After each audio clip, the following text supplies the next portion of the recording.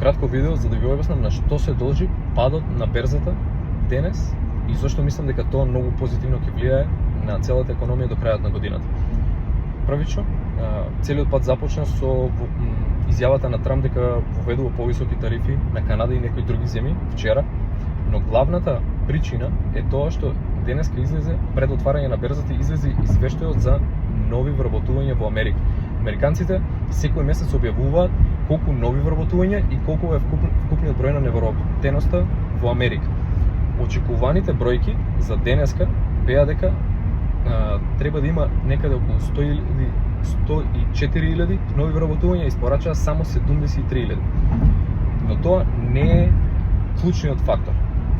Клучниот фактор е дека во месец мај и јуни изгубија американците 253.000 работни позиции.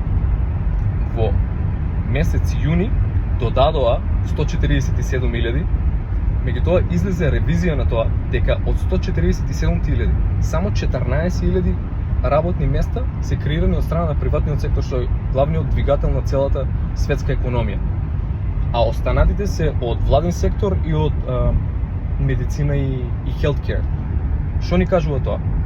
Тоа ни кажува дека во последните 2 месеца имаат изгубено 250.000, а имаат додадено 150 и 70 од сега 220.000, што значи дека не ни анулирале разликата, а цело време Джером Пауел збореше дека одлично се движи економијата и сега доаѓаме до шокантен податок дека невработеноста скокнала на 4,2% со последните извештаи.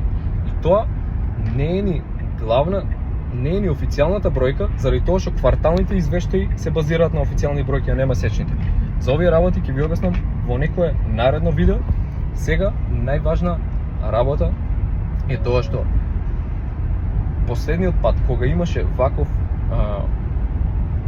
ситуација во америчката економија, односно претходниот август, Федералната резерва панично одлучи да ја намали каматната стапка за 50 базични поени, односно 0,5%. А сега, од пред 2 дена, односно последното видео кое го снимав, шансите за намалување на каматните стапки беа само 40% во септември. Сега заради извештајот за нови вработувања и заради високата невработеност од 4,2%, веќе почнаа да проектираат намалување на каматните стапки со сигурност од 82%, што значи дека дупло скокнала шансата за намалување. Тоа е мојата анализа, мојата теза, не значи дека ќе се случи, но ова ми дава сигурност дека поголема сигурност дека на крајот на годината ќе има уште еден бум, односно последниот квартал ќе биде најдобар за нешто што се случило во 2025 година. Фала ви на вниманието и се гледаме во наредното видео.